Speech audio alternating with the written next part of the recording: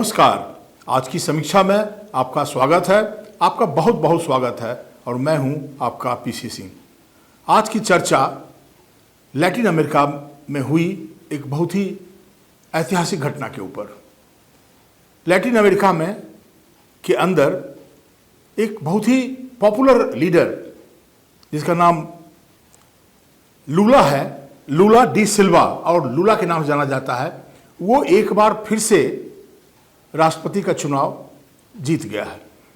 और लूला की इतनी बड़ी हस्ती है, उसके बारे में मैं आपको ब्रीफली में एक बात करने की कोशिश कर रहा हूं। असली बात क्या है कि लूला के ऊपर ये 2 टर्म प्रेसिडेंट रह चुके हैं अतीत में और फिर ये उनका तीसरा टर्म है, लेकिन ये लगातार नहीं है। बीच में लूला के ऊपर वहां पे करप्शन का चार्ज लगा था और करप्शन के चार्जेस के तहत लूला जेल में बंद थे। और फिर जब वहाँ का जो सुप्रीम कोर्ट है, जो अपेक्स कोर्ट है, उन्होंने जब उनके खिलाफ लगे हुए चार्जेस को खारिज किया तो फिर से वो जो चुनाव मैदान में आए हैं तो उन्होंने बोल्सोनारो को बहुत कम मार्जिन से, लेकिन उन्होंने पराजित कर दिया। इस तरह से ये मेरे समझ से दुनिया के इतिहास में पहले ऐसे शख्सियत हैं अभी तक।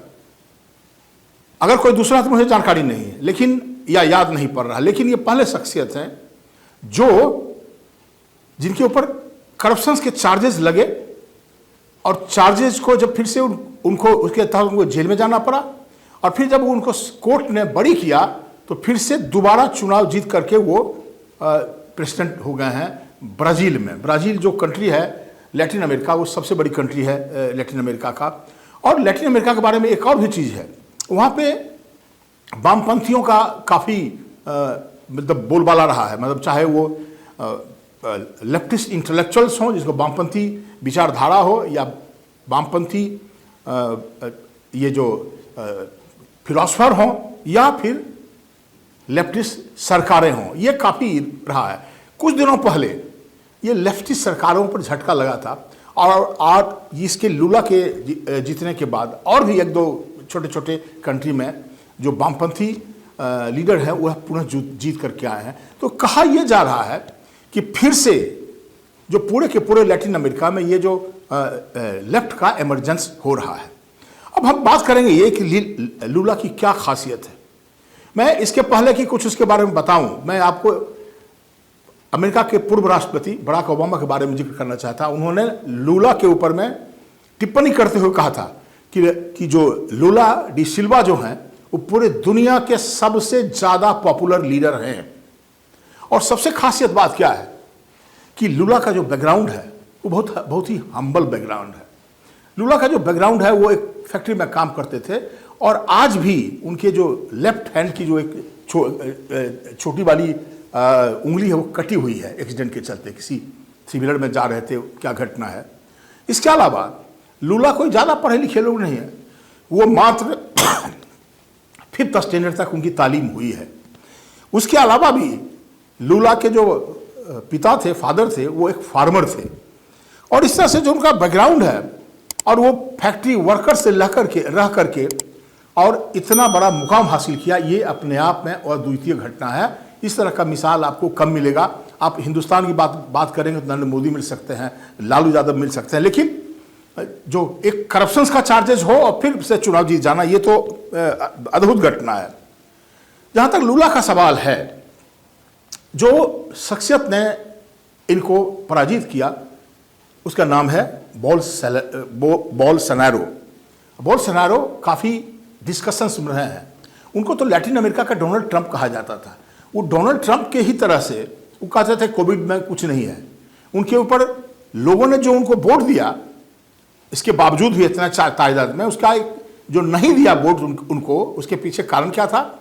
सबसे पहले कारण था ये कि वो लोगों को बरगला रहे थे। उन्हीं के बाद से पोस्ट ट्रुथ का जो कॉन्सेप्ट आया कि उन्होंने जो कहा कोविड में कुछ है नहीं। एक तो ये घटना है। दूसरी घटना है कि वो अमेजॉन जो सेक्टर है लैटिन अमेरिका में, जिसका कि ब्राज़ील का सबसे बड़ा हिस्सा जो फॉरेस्ट है, जिसको कहा जाता है, इतने जंगल हैं वहाँ पर, इतने पेड़ पौधे हैं कि उसको यूरोप का लंग्स कहा जाता है। और ये बोल्सोनारो के रिजीम में उसका बहुत क्षति हुआ और वहाँ पे लोग लकड़ी काट के ले जाते थे और वो उसमें आप देखेंगे कि वहाँ पर जलता हुआ पेड़ का मतलब बिजनेस का हब हो गया था। तो इनके ऊपर ये जो 2 चार्जेस था और करप्शन के भी चार्जेस थे। और लूला की जो सबसे बड़ी पहचान है कि लूला वह ऐसा शख्सियत था कि जब उसकी फर्स्ट और सेकंड टर्म सरकार बनी तो उन्होंने काफ़ी मिराकल करके दिखाया लैटिन अमेरिका में, ब्राज़ील में खास करके। उसने कई मिलियन लोगों को पॉवर्टी रेखा के नीचे से ला करके ऊपर कर दिया, मतलब गरीबी के को हटा दिया वहाँ से।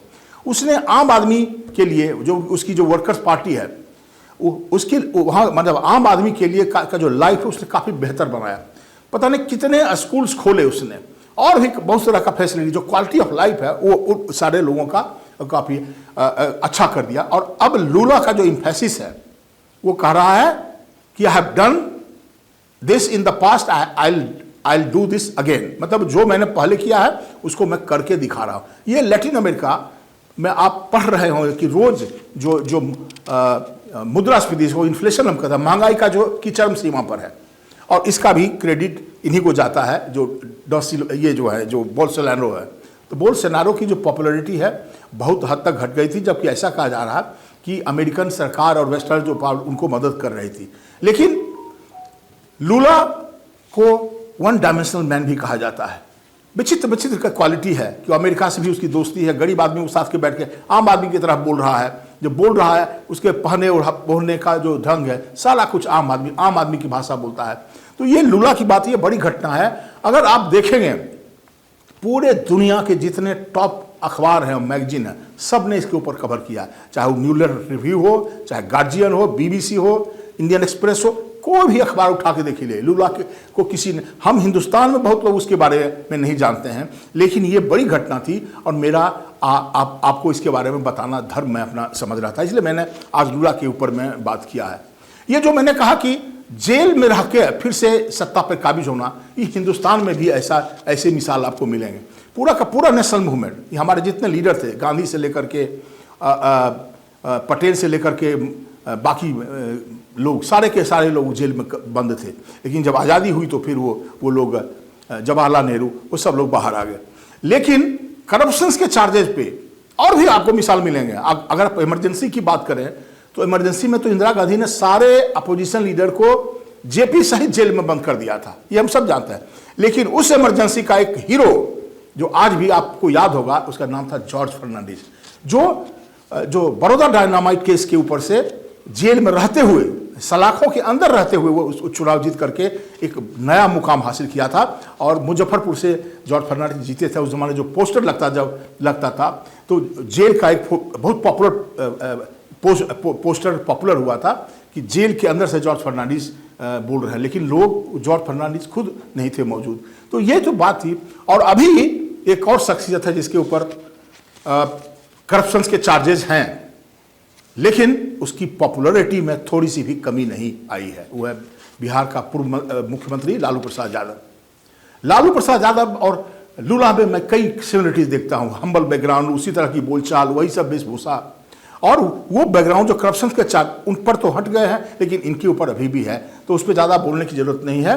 लेकिन एक चीज़ का जिक्र करते हुए मैं इस पूरी कहानी को समाप्त करूँगा कि अभी चुनाव के दरमियान मैं जब था वहाँ गया था अपने गांव में और बाकी में चर्चा हो रही थी, तो मैंने टीवी पर देखा कि जब एक विधानसभा के चुनाव में उनके पुत्र तेजस्वी यादव हेलीकॉप्टर से उतर करके भाषण देने आते हैं, तो शुरुआती सी बात से कहते हैं कि मैं आपके पास लालू जी का संदेश लेके आया हूं, और फिर पूरी सभा तालियों से गूंज उठती है। तो मैं सिर्फ इतना कह रहा हूं कि उनके ऊपर चार्जेस लगे हुए हैं, लेकिन लालू यादव आज के दिन भी एक हस्ती है। तो इन्हीं चंद बातों के साथ मैं आज आपसे इजाजत लेता हूं, और फिर जब कल मिलूंगा किसी नए मुद्दे के साथ। धन्यवाद।